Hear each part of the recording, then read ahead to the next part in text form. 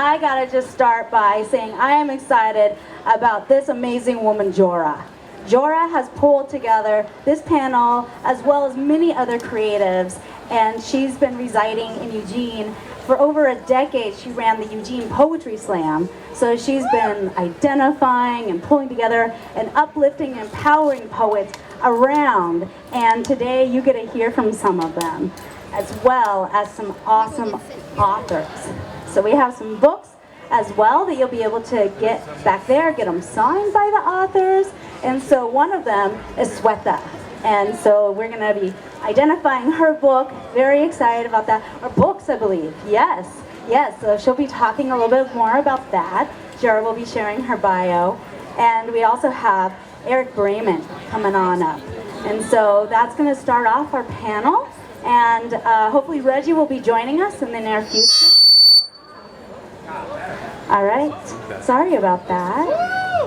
Oh, we love the encouragement. Yes, yay. Yes, the fair is always a work in progress, as we were just saying. So come on into the front porch for an author and poet panel. We're going to be exploring multi-genres from fiction to nonfiction, poetry, and more. We have so many incredible artists that Jorah has identified, and we get to just enjoy them right now. So give a little sparkle for Jorah, Shveta, and Eric!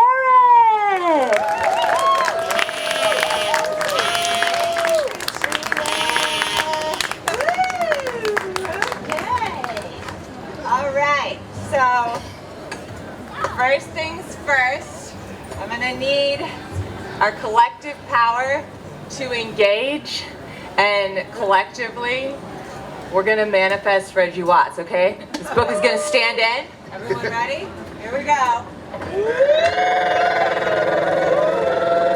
Let's got him trapped on the 8. Help him get free and get to us. May you find your way. May the dust guide you. He shall. He shall arrive at the perfect time. Okay. Hi, folks. Welcome to the front porch. Back door to what is behind the book. That's what I think we're going to call this. I'm going to give Eric credit for this. This author panel is called Behind the Book. A look at the processes and magic which brings squiggles onto pages, turning them into meaning, into stories, poems, and memoirs that delight. I'm going to introduce the authors that are here, but I'll tell you first, my name is Jorah LaFleur. I get to moderate this panel, meaning I have the great opportunity to allow my curiosities to guide the first part of these questions, but there will come a point at which we will very much invite questions from the audience. After the panel is over, there will be an opportunity to buy books and have them signed directly by the authors themselves. With Sharpies even. Ooh! Bonus, coming in hot with the magic. Eric has their first debut collection here called Bury Me in Cherry Blossoms. Shveta has all 3 of her YA books. This is very exciting. I bet she'll give you a different sparkly pen color if you ask on different books. Hey! So that is our format for today, and we will bring Reggie into that too. For those of you who don't know, Reggie wrote a memoir the year before last, so those of you who know him from his live performance, this is a really actually exciting other way to hear his voice. And even if he never shows up, I'm going to say buy his book and, you know, just pretend that he spirit signed it for you. Mark down at $20 too. Oh, $20. Hey! Amazing. Okay. So I'm going to introduce these folks properly and then ask them to give you a little taste of their work so we can really ground ourselves into their form. You can hear a little bit of their creative voice before they use their voice to answer questions about how they channel magic onto the page. So I'll just turn to my left and we'll start with Eric Braman. Eric is one of my favorite poets in Eugene, and oh look, you know what, there's a quote from me in your book that I was thinking about. fabulous quote. No, okay. So Eric Braman is a poet, playwright, storyteller, and visual artist performing and showcasing work in the Pacific Northwest. As we just said, Bury Me in Cherry Blossoms is Eric's premier poetry collection. Eric's work has appeared in some other beautiful publications. I'm not going to read them all. He was an honorarium recipient for the 2022 Oregon Fringe Festival, where they premiered their original autobiographical show, To You, To Myself. Love this. I think this is important. We get people who are both page artists and stage artists. It's exciting. We're going to talk about it. They have been performing on stages, and their plays have been produced by theaters across the United States. Born and raised in Michigan, they currently live in Springfield, Oregon, where they regularly escape into the woods to hike and to write. Let's ask Eric to give us a little taste directly from Bury Me in Cherry Blossoms. Eric Braman! Thank you. Yeah, if you were at the performance that I've been doing with Madeline Sisson prior to this, I'm going to do a poem that is from that performance. So I apologize if it's a repeat, but it's from friends that I've spoken with. This is one that they have regularly returned to and requested hearing from me. And so I thought I'd share that one with you because it's someone else's favorite. This is titled Learning to Drive. I used to mix CDs with flavors ranging from cayenne to vanilla. They filled a book in my sidekick footwell. Sharpie-etched surfaces read a message to readers. Beware he, she who listens. I never understood how to follow heartache with hard rock, but with water-filled eyes I cast a net, pulling sonnet and virus from the dark web. I learned to drive by sliding cars into ditches. I used AC in winter because it was easier than taking off my coat. In summer, I lost sunglasses and glove compartments and let gummies melt across my dashboard. My car collected my mistakes. I had a CD I only played when I drove alone. I don't remember what songs were in the mix, but I recall the shame of them. 17 tracks for 17 years. I didn't like myself, but I pretended to. I learned to drive by running stop signs and T-boning fragile elders in larger cars, by smashing face first into airbags and crying on curbsides. I hated myself and didn't know how to keep my eyes on the road while changing channels. One time I drank bad beer in the basement of someone's house I barely knew. He played a song on my secret CD. I drove my car into a traffic sign and learned I hated myself but should improve my driving. I was 17, and I pretended with CDs and footwells and eyes barely on the road. I learned to drive by plowing through snowdrifts and hitting the brakes too hard. I just remembered Norah Jones was on my secret CD. I pretended I didn't hate myself. Over time, I got better at driving. Thank you. Lovely. Thank you, Eric Braman. Welcome to Behind the Book. So glad to be here. Our next panelist, I'm so pleased to have with us, all the way from the East Coast at Oregon Country Fair for the first time, clearly coming in hot with a whole lot of magic of her own. Shveta Thakrar, welcome. Welcome. Shveta is a part-time nagini and full-time believer in magic. Her debut young adult fantasy novel, Star Daughter, was a finalist for the 2021 Andre Norton Nebula Award. And her second and third novels, Dream Runners and Divining the Leaves, which she has here, take place in the same universe. Her adult fantasy novella, Into the Moon Guarded, is available as an original audiobook from Audible. I'm listening to it right now. It's dope. Get it? When not spinning stories about spider silk and shadows, magic and marauders, and courageous girls illuminated by dancing rainbow flames, Shveta crafts, devours books, daydreams, travels, bakes, and occasionally even plays her harp. Oh, no biggie. She also plays the harp. Woo! Welcome, Shveta! We need, yeah, can we need, Hello? Yeah. Oh, okay. How about now? No. Okay. Yeah. How about that? Better? Okay, wonderful. So some quick context. All three of these books are set in the same overarching universe with different characters and different bits of Hindu mythology, and they're all divided into 3 sections, each of which opens with a different text. So I'm going to read you a tiny short story that opens Divining the Leaves. On the 3rd of the 9 nights of Navratri, the celebration honoring goddess Durga, a call as slight as spider silk murmured through the mandir.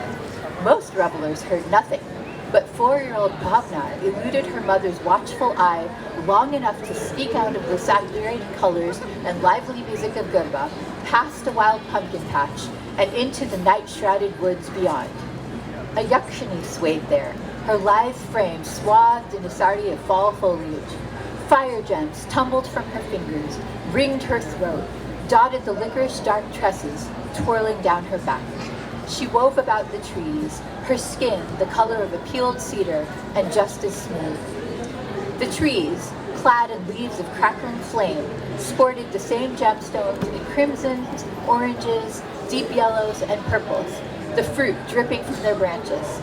Those autumn jewels gleamed beneath the black of the midnight sky, bright with story. Bhavna recognized them immediately. Hers was a heart shaped by narrative, as dreamers' hearts always are, as ever eager for new tales. "Have you come to trick or treat?" the Yakshini asked. "It is not yet All Hallows Eve, and I have no candy for your basket." Shivering in the crisp, wood smoke-tinged air, Bhavna shook her head. "Have you come to chase away the old year's shadows? It is not yet Deepavali, and I have no oil for your diya." Again, Bhavna refuted her. "Then why have you come?" Bhavna had come for adventure, for spells and secrets, for all the things her mother's fables had hinted were real. The deepest part of her heart thirsted for them. She pointed to the grove of gems. "For those!" The Yakshini looked wary. "Autumn jewels are not for foolish mortal creatures. Be gone." Bhavna stubbornly continued to point. "I do like your janja," the Yakshini allowed. Bhavna promptly unhooked the silver anklets and extended them in offering. The Yakshini considered, long enough that Bhavna grew antsy. She peered at the glittering landscape behind the Yakshini, where witchy Dayan cavorted, their long hair swinging freely as they hit their sticks together in dandiyaras. Though they frightened her, with their eerie cackles and frenzied eyes, she still yearned to go to them, to strike her own dandiya against theirs in the fast-paced dance. "No," said the Yakshini at last. She pointed to the heavens, where even the stars had closed their eyes for the night. "But you see, we lack a moon. Bring me one the Dayan will not eat, and you will have your jewels." In the years that followed, Bhavna hunted everywhere for such a moon. Even as others went to plays and parties, she perused leather-bound books of myths and lore. She filled journal after journal with curiosities, snippets of furtive nocturnal conversations, pressed moonflower petals, half-finished love songs scribbled on coffee-stained napkins. Each night, the Dayan screeched invitations in her dreams, and the autumn jewels crooned promises of magic. Something more, something greater than this. 5-year-old Bhavna brought the Yakshini a small wheel of brie, which the Dayan gobbled so fast she barely saw it happen. In retrospect, that hadn't been the best decision. Who didn't like cheese? 10-year-old Bhavna brought a picture of the moon cut from a magazine. The Dayan shredded it to ribbons and scarfed them down, then complained it tasted of newsprint. "These things have no substance," scolded the Yakshini, pushing Bhavna back out. "Bring me a moon with meaning." 15-year-old Bhavna returned with a lunar lantern, one she liked so much she'd purchased an extra one for herself. This had to be the moon that would illuminate the late October thicket. Her heart pounding, she slipped the moon from its hiding place in the pumpkin patch and hurried toward the trees. Finally, she would win the jewels of story and soothe the ache inside. Yet the clearing was bare. Not a twig rustled, no matter how long she searched. No branch shifted that she didn't brush against. They had left her. She had failed. Eventually, knowing she would be missed at the mandir, she left the moon lantern in the dirt. The toy's light shone faintly, lost in the gloom. Bhavna didn't try again after that, just stayed at the Garba each Navratri and gripped her dandiya tightly as she danced, her janja tinkling about her ankles. as if the only story that existed was this one. When the familiar chills stirred her bones in summons once more, 25-year-old Bhavna scarcely dared to believe it. The forest had faded from brilliant scarlet and pumpkin orange to dried blood and rust, and the leaves had fallen from the trees and crunched beneath her feet. Yet she didn't mind, not when she'd been given one last chance to prove she understood. The Bhutanis whirled that night amid the trees, the Vetalis and Rakshasis too. A bone palace rose up around them, the Yakshini in its doorway. "You took too long," the Yakshini said, her mouth pinched, "but we still want for a moon." Bhavna smiled. "I brought you a moon." She spread her bag's contents over the ground. Unfulfilled wishes in crystal bottles, tiny dreams she'd written down on scraps of paper, both hers and others, and milky moonstones to bind them all carefully squirreled away in a wooden chest in the hope that one day they might be needed. A moon with meaning, her story, for theirs. The Yakshini echoed her smile. Together, Bhavna and the Yakshini assembled the shimmering bits of unspoken things into a mosaic, plump and lambent with silver light and longing. Once it had hardened, they mounted the freshly made moon on the shadow sapphire sky. In response, a bevy of monstrous women emerged from the trees. Dayan, harpies, fairies, apsaras, naginis, banshees, and more. Their beauty, their ferocity glowed as each gifted Bhavna one autumn jewel. Story upon story soaked into her skin, quenching her thirst. Then, led by the Yakshini, the circle of women raised their dandya and spoke. "Welcome, fellow dreamer, to the sisterhood of the moon. From the tales that trees tell, a collection from Alakpuri and beyond." Thank you so much. Welcome, Shveta. Welcome, Eric. All right. So to round us out, my name is Jorah. I am a sayer of stuff.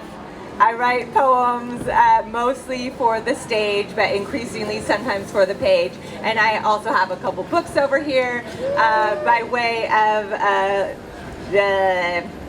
a morsel. I will say that I write because there's a tiny world inside my every cell, and each has a story to tell. I write to be honest with myself. I write like my own secretary, taking dictation, recording, and supporting ongoing conversation. So, to get into this conversation, I would like to go ahead and, you know what, actually, I just want to make sure this mic thing is sorted out, because ideally I'd like for each of you to have your own mic in case you want to crosstalk a little bit. Thank you so much, MC Katrina. Just make sure everyone's heard really well. Fantastic. Okay, excellent. So, the first thing I wanted to talk to both of you about is, I'm going to put it this way. Given that neither of you, at least in this context, is writing nonfiction, you're not writing direct first person in that way. So what I want to know is what parts of yourself are exalted, exposed, and or explored in your work. So this is another way of saying, like, how does your identity show up in your work? But I like this better. Like, what parts of yourself are exalted, exposed, or explored in your work, even if it is not direct, given that it might show up in poetry, it might show up in fiction? Yeah, I can go first while the mic, does that feel okay? Yeah. Yeah, I mean, poetry is, in so many ways, not it is me. My poetry is my stories. It's told through the lens of sometimes metaphor, told through wordplay, told through imagery, but it is me. And this collection is kind of a coming of age, queer, coming out story of sorts. And all of my poetry, I mean, you heard it, Learning to Drive, there's these undertones of queerness that come into it. And that's really important to me, to be telling the transparent story of an experience that often is not my own, but is shared. And so with Bury Me in Cherry Blossoms, with the coming of age, I wanted to really challenge what the coming out story looks like. Because there is a stereotype about the coming out story that is miserable and destructive and heartbreak. And then as soon as you're out, then it's magical and beautiful and everything is good. And the reality is it's so much more complex than that. And the show that I did, To You, To Myself, was about the many coming out through my life. It's not a one-time thing, it's a constant throughout life. And this book explores, yes, the hardship, like Learning to Drive, about that time in my life when I did hate myself. But then it also tells the story of falling in love, and then it also tells the story of coming to learn about myself, and then learning to hate myself again, and then learning to love myself again, which we all go through that cycle over and over again. And I think, yeah, I'll leave it at that. Like, the queerness in that story and the transparency, to me, is what my hope is that it's a gift of connection, a gift for someone out there to feel seen, because our stories are never our own. We tell them through our lens of personal experience, but at the end of the day, they become a story that somebody else said, oh my gosh, me too. And we get to connect through that lens of shared experience. And whether you're queer or not queer, that happens across the board. So, yeah, that's what I'd share. I love that answer so much. And can you hear me now? Okay, excellent. All right. So, yes, everything they just said. And to add to that, as a brown person of Indian American descent, as someone who is, okay, how's that? Better? Okay, so I was saying, echo everything Eric said, and I would add to that, as a obviously brown woman of Indian descent and a practicing Hindu, I have often, how do I put it this way? I've rarely seen myself reflected in North American media in ways that are good. And when I was in my 20s, I've always loved fantasy. I've always believed in magic. Honestly, and I got so tired of stories where the protagonist had to be forced into accepting magic existed, because I'm saying, where the hell is my door? I'm waiting. I decided I wanted to do something about that. And so even though I knew in some ways it was going to make publishing and getting recognized harder, I made the decision that whatever I write going forward, I hope to write lots of different types of fantasy and potentially horror, but I always wanted to write at least one Indian main character. And in my 3 young adult books, that was especially at the forefront. I wanted to write the kind of fun fantasies that I got to see other people enjoying, that weren't about the oppression. I do have some queer, I'm not super out, but I am bisexual, so it shows up in ways, and I wanted to have some of those things run through the book, but without being all about the oppression of being whatever, whether it was queer or disabled or brown. You know, I wanted. There's so many other problems in life, and we all deserve to have a full, rounded depiction of ourselves. So all of those things are definitely there, and family, which is something difficult for me, is something that I find myself exploring again and again for that reason. Fantastic. Thank you, Eric. I think I'm going to keep the first part of this question of you, if you don't mind. I really want to talk to you about magic. Okay. Because it's very explicitly happening in your stories, and so I'm curious, how does magic show up for you as a writer in the process of creating or receiving, or what do you want to say about magic on the process side? You know, it's so funny because I love the idea that the story just flows to me, and it's so rarely the case. It's so rarely the case. But if I did my job, it feels like it when you read the last draft. But in the process, I think what I do, I definitely feel magic inside me. I always have. Even when I was tiny, I don't know where they came from, but I just always had these universes inside. I hope this comes back one day, but when I was a child, I used to feel magic in the air. And now, that doesn't happen anymore, unfortunately, but I just try to look around at our world and think of all the little pockets where something might be just sparkling if you're looking at it just the right way. You know, something might be right there. You just are willing to maybe turn your head the slightest bit. And so when I'm writing, I think about how to draw in those possibilities, like that tree right there. But what might, because this book is, by the way, full of trees and the idea of whispering, divination by leaves, philomancy. What might that tree be whispering to us right now if we were just listening? Neat. Okay. Yeah, I don't want to ask, people's processes are, especially if they have a magical or spiritual component, can be private. But yeah, I was really is there divination on the writer's side? Sadly, no. It's more mundane than I wish. I love it. I love it. So, yeah, Eric, I'm curious how magic shows up for you. I think that is what you said, Shveta, that kind of comment like, I wish they all just showed up like magic. So I'm curious, as particularly with poetry, I think sometimes it does just drop in. It's an unfortunately small percentage often, but I'm curious how magic shows up for you on the creative process side. Yeah, I mean, I love the word magic because there's so many ways to understand it. And you talking about the trees, like turning your head just slightly, and what kind of thing can you discover from that new perspective? That is like, I have recently started describing my poetry as like queer poetry that is nature inspired in a micro and macro lens. So like honing in on this very minute detail. There's a poem in here about an ant crawling across a bathroom counter. And like the whole thing is just about this ant, but it becomes about all of us, right? And I think that's like one of the beautiful things that poetry allows us to do, is that we don't have to tell the whole story. We get to hone in on something that just opens a little door of new perspective, new angle, to make a connection and then wonder about it. Like, I'm not trying to answer anything. It's questions, it's curiosities, it's noticings. And so the magic for me, it's like everywhere. You know, like what you said, sometimes it drops in. It says I go into hike and write. Every time I go into the forest, I write a poem. Like, it's just, I find the trees and they like something comes out of it, right? And the reason for it is like nature is an inspiration because we are nature. We are natural beings, and there's so often this desire for humans to be separated from nature, to be this thing that is other, and we have to go seek it, when the reality is we're a part of it.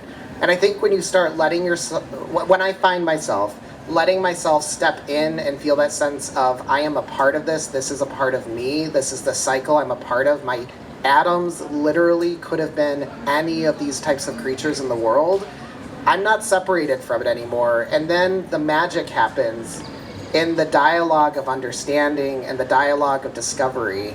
So yeah, that's the magic is letting it appear, listening, and then sometimes it's like 5 years later that I write the poem. You know, like there's been metaphors that I am still sitting on, and someday it'll come out. Like, okay, story time. This is magic. I was walking on the coast of Washington, and the sun was in my eyes, and I walked all the way down the coast this whole way, just looking at the ocean, dead things. There's dead things everywhere, and it was just like, oh my God, the metaphors that are just surrounding me, that little mollusk, that seagull, that seaweed, that crab that has been picked apart, and I was kind of mourning the possibility of my grandmother passing soon, and there was something moving through me. I went all the way down, and when I came back, there was a giant seal carcass that I didn't see.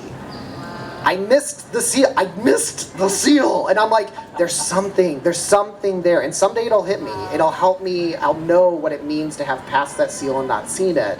But like, that was a magical moment of like, there's no reason, I should have stepped on it, but somehow I made it all the way down, and it wasn't until the return that I actually saw the thing that was the most miraculous thing that was on the beach that day. And it was a wonder to witness, and I know that's a little grotesque and morbid, but it was such an offering of sorts to be able to witness this creature in this space, in this moment of processing.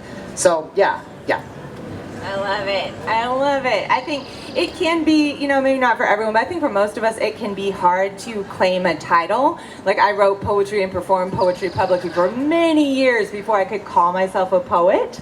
And what actually finally did it is realizing, like, it didn't matter what, level I was doing it at. It would just mattered that I have the kind of brain that when I watch a leaf fall, I think, oh, does that leaf fear the fall? And how does this represent death? And what is fearless falling? And look at how change is with us all the time. And I was like, all right, I mean, you're a poet. That you are afflicted with a certain kind of brain, so just get comfortable. That is an appropriate label for what you have. That is exactly it. Like, someone else would be like, yeah, I saw a dead seal. And you're like, it was the gift, and my grandmother too shall pass. And it will become a poem after it has gestated inside me. Yes. Yes. Do we have writers in the audience, I bet? Yeah, our word people are here.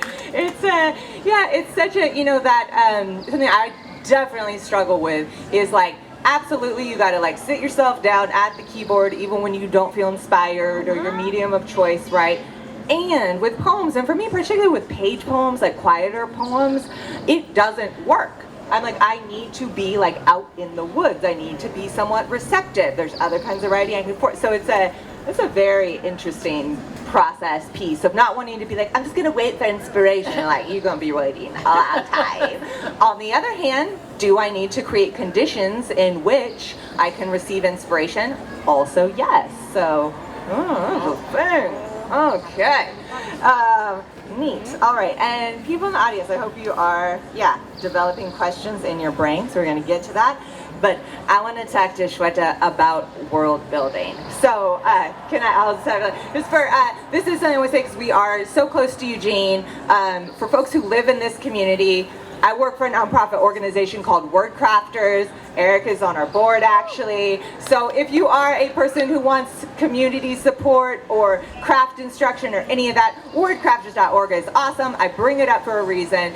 I'm a spoken word poet, but I get to work with all these incredible fiction writers. And one of the things that I am most baffled by, because it is just not how my writer brain works at all, is building an entire world. So you're obviously very skilled at this and have enthusiasm for it. So just talk to us about, how do you build a world, Shveta? See, I love this question because I don't do it the way I've heard any other authors talk about. They think often about, well, how would the economy work, and well, what kind of crops would we have? And I'm like, I don't care about any of that. How do I make the reader feel as immersed in the magical mood I am trying to evoke? For example, in my first book, Star Daughter, the main character is half star, half human, and she has to go to the celestial court and enter and win a competition to save her human father's life. So my thought was, how do I bring in and there's a lot of music in the book. So how do I bring in the song of the stars? How do I bring in all these luminous imagery, all this luminous imagery? How do I make you, as my reader, feel like you are there among the stars, hearing this music? And same with my other books, like in this one with all the trees, how do I evoke the sense of being in an enchanted forest? How do I bring in all the flowers, all the sense that, again, if you were listening just right, you can hear the rustling of the trees and you can make out what they are whispering. Like, how do you do that? And so maybe one day I'm going to write something where I have to think more about the practicalities, but for me it really is about creating a mood, and so that's always at the forefront of my mind. Neat. Oh, I love that. So it's like mood building as the pathway to world building. That is a very unique answer. I love that. Ooh. It's kind of like almost like when I think about like painting, like you're saying, like some people might be like blueprint architecture, right? And you're kind of like, I start with colors. Yeah, like, well, actually, yes. I mean, I am my writing is very, very visual, so yes. Gorgeous. Okay. Eric, I have a specific question for you too in your medium. So as a playwright and an actor, right, and a page poet and a stage poet who performs their own work, I'm curious about voice. So how voicing your own work influences your writing, how the writing informs the voice. We use this term voice as a pretty expanded concept. Like we'll talk about voice that is not actual literal voice, but you are doing the literal piece as well. So I'm interested how your performer-writer selves talk to each other. Yeah, I just started writing poetry for the page maybe like 2 or 3 years ago. I wouldn't say that I didn't write poetry for the page before that, but it was an intentional transition to kind of stretch myself. And the way I got into poetry is I started in theater, and I wasn't getting cast, honestly, because I was too queer often, and so there was this perception that I wouldn't come across as the type of characters that they had on the stage. And so I was kind of feeling frustrated with that, and I wanted to be able to get out there and kind of use this tool that I had spent so much time harnessing. And I had written just a few kind of story-based poems. And so I went and I did it on an open mic, and it's Jorah's fault that I'm here today, because she started calling me poet, and then I started calling myself poet. And then suddenly, yes, Yes, it was really transformative for me. And as soon as I owned the title, it flowed out of me. And I think it was a gradual journey into poetry for the page. And I think the discovery I made from voice to page was when I would only have a snippet, and I didn't know what the full poem was yet. And then I discovered that was the poem. Like the snippet was the poem. And the poetry for the page is when you let yourself move away from this, like, it has to be this epic thing here to put it on the page. So I think that was my journey to it. But something I've been processing actually this weekend a lot with people is connected to my queerness. For so long, I would silence parts of myself to try and not be a thing that I thought would be annoying, right? I squee, I giggle, I go, ooh, you know, I make noises. It's just me. I get so excited. And it's just recently, in the past 2 years, actually really the last year, I've let it just start coming out of me more freely. And as soon as I started removing this like buffer barrier, there is new stuff flowing out of me. I'm writing sexy poems for the first time. I'm writing, yeah, you've heard it. I'm writing like poetry that is meditation. It's not just about like the story. It's starting to be about the feeling and the urges and this instinct. And there's something about this idea of voice, this authentic voice that yes is on the stage, but it's also the authentic voice in life. And letting myself have fun, letting myself have joy, that is transforming into new layers of understanding of myself and enriching the voice on the page and on the stage and in my life. It's all connected. It is all connected. Love it. Actually, that makes me curious, Shveta, about your relationship to the idea of audience. So as a novelist, my assumption, so correct me if I'm wrong, is that you're really much more like, you're writing for the page, you're thinking about the work being received by the individual, reading it alone, or maybe on audiobook. So tell me about, how does audience factor into your work? That is a good and difficult question to answer, because I know some people say they would write even if nobody read what they had to say, and I'm not that way. I am inevitably part of a conversation, and that can make it difficult if there's no evidence that a book or a story landed, because I definitely am writing to share not just magic, definitely magic, but also ideas. Like for example, it really bothers me that in American culture in particular, we have this idea that you go it alone. That is literally not possible. And so I try to challenge those things, not by necessarily spelling it out, but for example, in Divine in the Leaves, there's a whole metaphor about trees and how the roots connect and how they help one another and how we are, guess what? Also so connected. And so it's really important to me. I mean, I'm not so arrogant to think that I'm going to change the world through what I do, but the idea that maybe if I could get even one person to realize that there are other ways to think than how we currently do things, that's always in there when I'm writing. Same as, for example, the idea that first, just because we have, and just to keep it, obviously queer people factor in here too, but just to keep this simple, if you have a boy and a girl, they do not have to fall in love. In fact, these two, this is my enemies to friends story, because we don't do that out in reality. How many people do we interact with? We don't get together romantically or sexually with most of them. But so why not leave some space for actual healthy platonic friendship, right? So my thought was, again, I'm not going to preach in my books, I will simply offer it as an option, that kind of thing. Oh, I love that.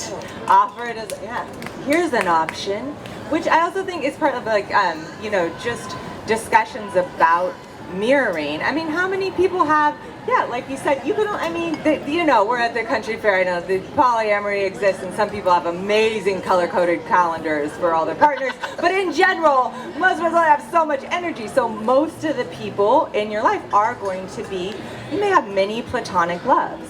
but how many stories just, hyper fixate on romantic love, especially in YA, I think especially between a boy and a girl, right? It's just, unless it's an overtly queer story, right, that it can't just be, nuances and shades. Also, as a very femme bisexual woman, I see you, thank you. And, exist, know me. So, lovely. Okay, so I think I want to, if we've got writers in the crowd who have questions for this poet, this novelist, I'm also a poet, or just general writing questions, comments. Anyone have anything sizzling in their brain that they would like to bring into the conversation? I have a question about bringing people into magic, especially because I think a lot of people don't exist with that concept in their mind a lot. How do you make magic accessible to people who may not already Okay. How do you make magic accessible to people who may not already believe in it or have a concept of what that means around that word? Amazing. Okay, great. How are y'all making magic accessible? Well, I guess, again, it comes down to creating a mood, right? Because here's the thing, I know there are a lot of books out now, a lot of novels, that are really, and this is probably a holdover from Dungeons & Dragons, which is great. I love Dungeons & Dragons. However, one thing that I think is not so great that has come of it is the idea that there must be a system of rules. And to me, magic is the opposite of that. Magic is not science. Magic is numinous. So rather than explain, if you do this, you will definitely get that result, which is really more physics, right? Or chemistry. It's more, if I can make you feel that magic, you will do the rest. Yeah, I love that. And it's fun because I think we have similar, overlapping, and also differing definitions of how we play with magic as an idea. And something for me is as a writer, as an artist, there is a practice of radical vulnerability and radical transparency and radical openness. And something I've been really moved by in my performances, for example, this week is by being an open vessel, which is a terrifying and exhilarating and powerful thing to do. There is the ability for this invisible chain to suddenly be drawn between you and between me and another person. Speaking I, it's between me and another person, and something becomes unlocked inside of them. To me, that is magic. That is magic in practice, and I don't know how to not be transparent and open at this point. I am that open vessel when I perform. There's sometimes I think that there is literally spirits that are moving through me as I'm performing, because sometimes I don't think I know the words, but somehow they come to me. Mm-hmm. And again, that's magic to me. And so that open vessel pathway where somebody can feel like they are allowed to cry, they're allowed to laugh, they're allowed to get angry alongside you. That's the capacity. That's the magic of the human spirit. That's the magic of the natural spirit, the natural connection between us. So I guess that would be. And on the page, the same thing happens, right? People read things and they get to meditate over a particular line or two, or a stanza, or the way that you described their skin as bark, flaked cedar. Is that what it was?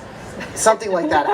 You said that, and I'm immediately I was I'm going to be thinking about that texture and that color for so long. It was so beautiful. We get to meditate over that. It opens something in us. Yeah. We're casting a spell, essentially, right? Yes. Right now, you all are under our spell. Yeah, actually, one of my questions for Reggie, and we don't know what magic carried him off elsewhere. The fairy spirited him away.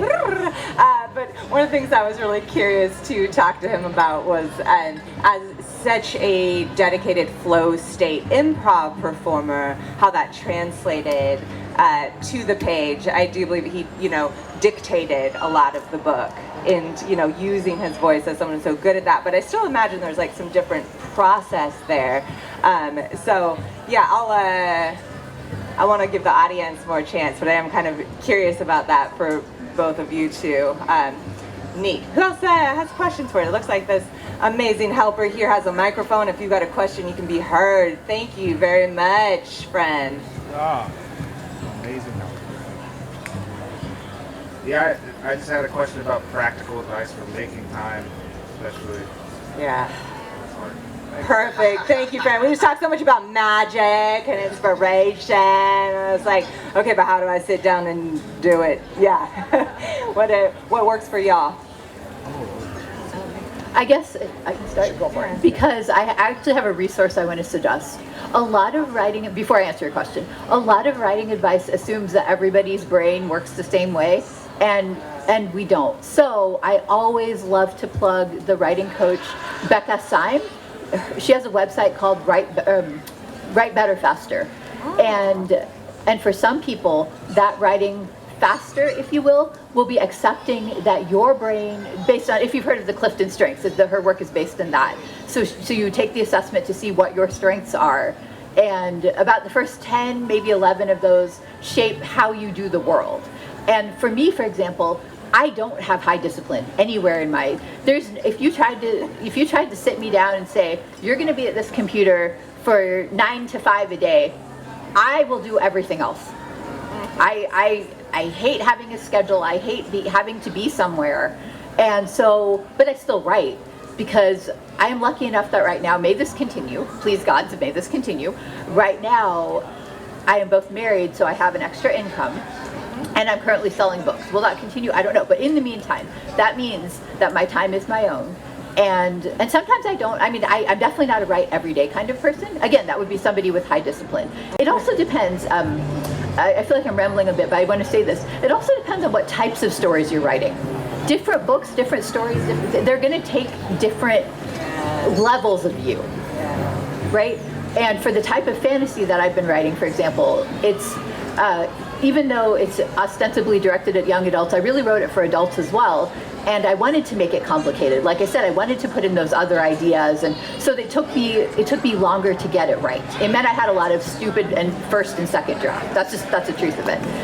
But maybe for a different book, it might come a little bit easier. And so now, to answer your actual question, I'm absolutely not going to say everybody has the same 24 hours. No, we don't. Everybody has not only different responsibilities in life, but also different health conditions, maybe people they have to look after. So if the best you can do is find 10 minutes to write 2 sentences, that will still eventually get you a draft, right? Or if you're able to do little pockets during the day, if you can't do more than that. But the idea that everybody can just sit down and knock something out is simply not true and really harmful. So. Thank you so much. Excellent answer. I have very little to add because I think he nailed it. Unfortunately, I'm also somebody who does not get to have, if you tell me to write, I won't. But the second you tell me you shouldn't write, I will. Maybe there's something in my childhood that caused that. But I think one of the things that is a lesson that I have carried with me, and this is something that I have processed with other writers, is if you go for a dry spell of not writing for 3 months even, it does not mean you are not a writer. Yeah. It just means that you are working on something that isn't on the page. Yes. Right? There are millions of ideas going through our brains every second of every day. And there is no way for us to truly take that and just document it immediately. We have to do this work. That was a good friend, Cullen Dance, who is one of my artistic inspirations. He told me a story. I'm gonna get completely wrong, so please, if you know this story, I'm butchering it. Great. There was a story about a person, and I think it's a Chinese folktale, that basically a rich man hired an artist to draw him a cat. He wanted the best cat. He hired best artist. He gave him $10,000, and he was like, I want you to make me the best drawing of a cat that has ever been made. And he said, how long do you need? And he goes, well, when do you want it? And he goes, well, I want it to be really good, so I'm going to give you 6 months. And so the artist said, okay, well, 6 months, that sounds great. He came back and checked it in a month. He's like, how's the cat drawing going? He's like, it's getting there. And he's like, can I see it? And he's like, no, not yet. 2 months pass, does the same thing. 3 months pass, does the same thing. 5 months pass. It gets to 6 months, and he said, okay, I'm sick of this. You haven't shown me a single picture of this cat, and I already paid you $10,000. Where is it? And then the artist took out his pen, drew a cat, and handed it over to him. And he said, this is not fair. I asked you to draw the best version of a cat.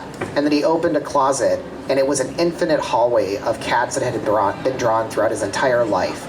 All the versions that he had thought about in his head, and it was the final version that he came to, that this was the moment of delivery, and this is the best version I can offer because of my meditation I went through to create it for you. And that really helped me reframe this idea of I have to constantly create. I am constantly creating. It's a matter of the moment of documentation when my body aligns with my mind, aligns with my spirit, aligns with my time to get something out that is prepared. And then, once I get that first version out, sometimes it's an immediate edit and sometimes it's a 6 months later edit. Again, both of them are correct, right? I'm working on that metaphor of the seal. Someday it will come out. It's here doing the work right now. So, yeah, it's not, I don't know if that's helpful. Godspeed to each our own. Those are both excellent answers. I have this one panel cartoon that lives in my head forevermore. I will try to describe it accurately. So picture there's a van pulled up onto the street. It just says Writer's Cleaning Service. The customer's door is open. The service provider is standing there. He's a writer, and he says, basically, the process is simple. It just works like this. You tell me to get some writing done, and then I clean your whole house. Yes. That's so real. Yeah, that I think is it. So we all need some kind of procrastination trick. I am really curious actually about this. The thing you just said was so interesting and powerful and helpful and affirming.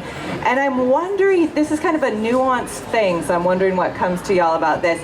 Do you sense that there is any distinction between like a process of gestation and trusting in a process of gestation, and like you were saying, Shveta, like you don't know, like we're not equivalent. It's not like having a baby. You're not like 9 months. You're like, this one could be 9 months, this one could be 9 years, this one could be 9 minutes, right? It's like, unfortunately, we don't know. But I think sometimes gestation is is there a distinction between that sense and kind of a known resistance or avoidance to something that actually is ready to be delivered, and you're just like, no, I'm not, but it's like, so is that something? Yes, because writing is still work, and the minute it becomes your job, then you have to do it. So. Yeah. I think there's also that's the artistic process, is asking the question of, am I not writing because I'm scared to write it, or am I not writing because it's not ready to be written? And I think that you can't just say like it's a black and white thing. It's a gray scale, 100%. No, it's a rainbow scale. It's beyond the spectrum, and I think that is that is the practice, that it's a muscle you have to work on. I do story coaching as well for folks, and a lot of things that I say to storytellers is I say, go listen to the stories that you love most. Listen to the storytellers that you admire, read the books that you desire, go listen to that poetry that is so important to you, but at the end of the day, don't try and write that. You need to write your thing. Because your voice is what will give you your confidence, whereas if you're trying to write that, you will always be too scared to write because you'll fail, because it's not your voice. And I think that is a muscle. You'll do it, like 5 times and be constantly working through it, and there'll be times that you're like, I think it's just because it's gestating, and then suddenly you realize, oh no, it's because I was scared. Okay, now I can identify it next time. And you get better and better at it, I think. And we go through seasons, right? So, yeah. Thank you. Those are really great. I've been having one of those lately. My sweet mama has dementia, and it is increasing, and it's so on my heart that I've been feeling like I should write about it. And I had someone recently, I did a writing through grief workshop, and he gives so much permission to not have to write in the immediacy of the moment. And I was like, thank you. It's like too much. It's like I can't even go into it. It's too live right now, and I think it will have to come after. Agreed. Yeah. Agreed. Yeah. I just want to add to that quickly. One of the worst writing advice fallacies we have out there is that hard times make good art. Yeah, maybe later, but your creativity while you're living through it is going to be the first thing that goes. Yeah. Thank you. All right, we have time for at least one more question. Back here, our wonderful At the Book table. I think we've got a mic coming for you, friend. Yay. And thank you for your service, bookstore. The bookstore has done such a great job this year. Woo! Can you hear me? Yes. Okay. Partially a plug, but all the writers up on stage are selling their books right here if you want to buy any. Secondly, actual question, where for you is the divide between your work being a hobby and your work being work? Because from what I've seen in a lot of people, not just writers, not just animators, just kind of any marketable anything, is that there's kind of an area where a hobby can kind of die because of it becoming too stressful or unmotivating when it is work. So I'm wondering, how do you maintain that passion despite you needing to make ends meet off of your passion? And meet deadlines, right? Deadlines that are not ones you necessarily agreed to.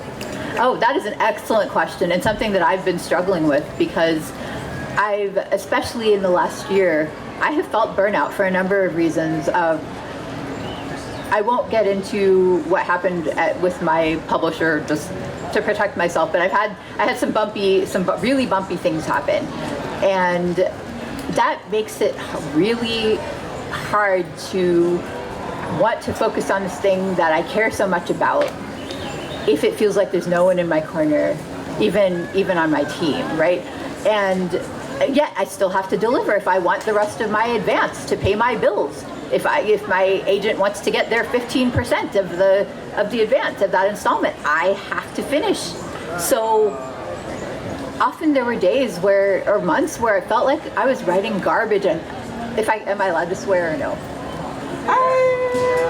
I think there's no children here right now. Go for it. Say the thing. I fucking hated it. I fucking hated it. Yeah. I felt like everything I was making, I'd lost my voice, I'd lost my magic. I felt like there was no point to it at all. But I pushed through because I had to. And then I needed a major fallow time to do nothing else. And you know what? This is that book. And I'm now, once it was done and I read the first past pages and made even more changes that I had to make, I realized I had somehow done it anyway. And now I'm actually proud of it, even if I hated a lot of it while I was working on it. Yeah.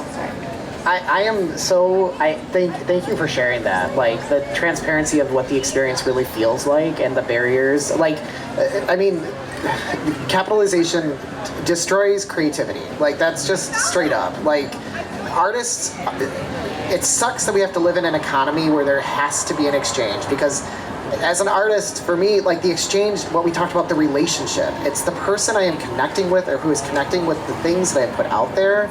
And so, like, when you asked the question, my brain was like, it's neither a hobby nor a career or like work, it's a lifestyle. Like, we were talking, like, when the trees talk to you, you listen. And there are certain people who really, that's just in us. We can't stop it from happening. And I've been really moved this week by just the brilliance of the human spirit to just do beauty and make good and give gifts and just like want to create wonder. And there is so little in the world that wants to do that, it feels like right now. Yes. And it's and to be like, it matters that this radical action of creation is happening around us, and there shouldn't be a dollar associated with it, and we shouldn't have to call it a hobby or call it work. We should get to call it the process. We should get to call it the art. Yes, at the end of the day, yeah, like when you have a deadline, it's helpful and it's frustrating. Like I almost said one of my recommendations was commit to something and then have to do it. Like that's how I wrote the To You, To Myself show, is that I committed to it and then I was like, oh my God, I have to perform this in 6 months. I better finish writing that script, right? Like that was the motivation. It was inspiring in that particular sense. But yeah, I just want to challenge it a little bit. I don't think that it's a solution by any means, and I think it's simplistic to say it's just a lifestyle. Live it, man. But I do think that the more we can challenge that and the more we can go out in the world and say, you do what you love and let me invest in what you love because I love what you love, because it brings something out in me, right? Like the reason that there's a dollar associated with books, yes, because we have to print them and we need to sustain our lives, but also it's because you're investing a gift. This is an investment in yourself. it's not an investment in me. It should be an investment in you, to have something for you to be able to return back to inspire wonder in you. That's my hope, at least. And to me, that feels not capitalistic. That feels like self-care is my hope. Again, simplistic and what have you, but yeah. No, I agree. I mean, I'll only speak for myself, but I really want to put light and wonder and compassion and magic into the world. Like, I want you to take that away. It sometimes seems to me like there's this really funny thing where it's like, okay, you're an artist of whatever kind, and you're like, oh, the most amazing thing would be if I could just do my art full time and I didn't have to have other work. And then if you are so hardworking and fortunate and all the things align that becomes the truth, then you're like, oh no, now this is my work, and all these other things come in. And so it's kind of a, there's a lot there. In the book Big Magic by Liz Gilbert, she says, now that we're going to drop a little story in it, she says, there's always a shit sandwich. And that really helped me. She's like, you could have, like, your absolute dreams could come true. There will be a shit sandwich. There will be some part of it that you have to eat that you just hate, and that is the price you pay for, the feast that is full of your favorite foods. Also the shit sandwich. Yay. Do we have any last burning questions? Okay, well, here's how I would love to wrap up then. Because these books are available and this seems like a good time for it, would you each tell us, just like a last thing, what would you love for us to know about your book that is available over here at this table and that you will sign? And I know, Shveta, you have several books. Yes, yeah. So my 3 novels that they are also intended for adults. I'm not afraid to use sophisticated ideas or language. So yes, we have Star Daughter, and I'll tell you what each of them are about. We have the Dream Runners, and then we have Divining the Leaves. They are all they're not a trilogy, rather they are a triptych, by which I mean they are all standalones with different characters and different bits of Hindu mythology, but they all fall in the same overarching universe, and they are all connected by a magical night market. And maybe some of you saw me do my performance yesterday on Friday. That was me as a vendor at my magical night market. And I wanted to write, if any of you are familiar with Holly Black and her first fairy books, I wanted to write something that was set in modern day as well, contemporary fantasy, but that let you go into the enchanted world of these creatures, but instead of fairies, enchanted creatures from my Hindu background. So that's what I wrote. Star Daughter, like I said earlier, is about a girl who's half human, half star. As she reaches majority, which for her is age 17, she accidentally burns her human father and has to go up to the heavens to try to get a drop of healing star's blood to save him, and gets embroiled in the court politics there. The Dream Runners, I wanted to play with the idea of changelings, so I made up my own version, which was kids who get spirited away by nags. So a quick bit of mythology for you.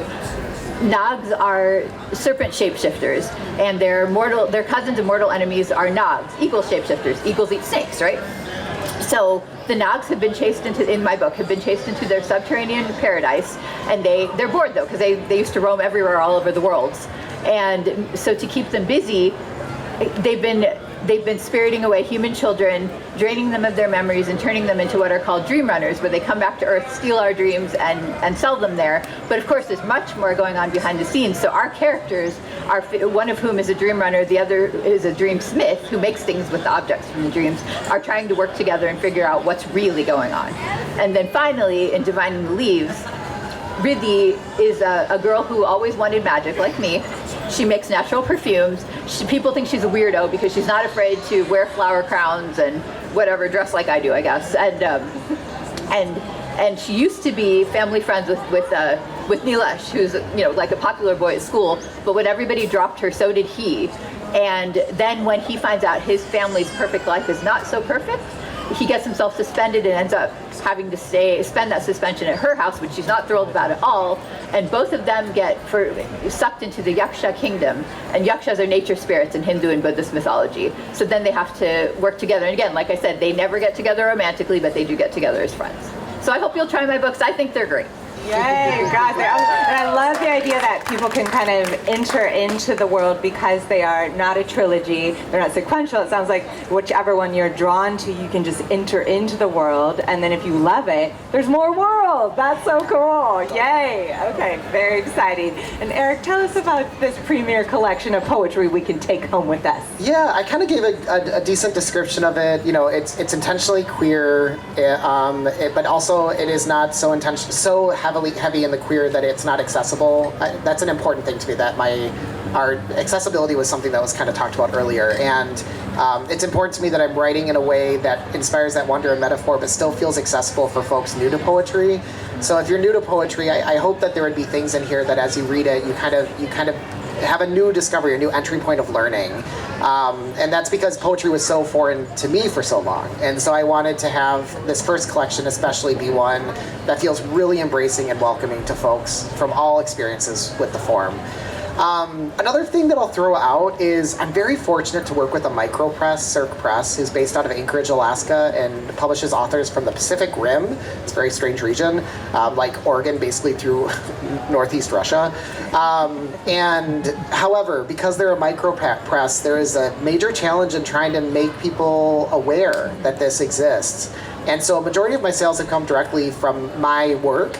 So if a gift you could offer is to just share the knowledge that both of our books, that they exist, because that gift of knowledge becomes such a powerful tool in getting it out there.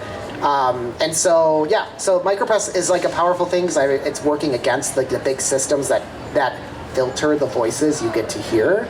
And also it becomes a challenge because it's harder to let the world know that this exists. So my wish is that you go tell just a person who you're like, I heard something that I think they'd like that. Please go share it with them that it exists. Or gift it to them. Or gift it. Yeah, buy it next time. Give it to a friend. Better. Yeah, Fantastic. Thank you. And I will just say, the two books that I have available, the second one is the one I will speak to most. It is called Words for Gratitude. It is a quartet of spoken word poems. Ah, thank you, friend. There they are. Quartet of spoken word poems. Each of the poems was written once annually over 4 years. It is a 4-sided square book that I wrote when I was 44 last year. So there's a lot of numerical stuff going on. The other book is called COVIDian Times in Place Sheltered, and it is a documentary project that was done during the pandemic. The gratitude poems are all about gratitude. And I will be back here on this stage as a performance poet, which is my main medium, at 6 o'clock today. With not only one, I work with a cellist. We are called Cello Poetica. So I will be here doing that. And then at a point, just to make sure it's as generously delightful 2 scoops as possible, we will be joined by a second cellist, and Eric is also going to come read some of their poetry. So we will play you out. If you're floating back by, I would love to offer you a sweet cloud of cello and poetry upon which you can depart off into the universe. I want to say thank you so much for sharing this time with us. Thank you for the gift of your really strong attention, and to all the writers in the crowd. Good on you. Let the power of the words be with you. Thank you for sharing your energy with us. Thank you for receiving what these 2 magical people have to offer. Thank you, Shveta. Thank you, Eric. We look forward to saying hello at the book signing table if you want to talk to us. Thank you so much. Thank you. There, front porch.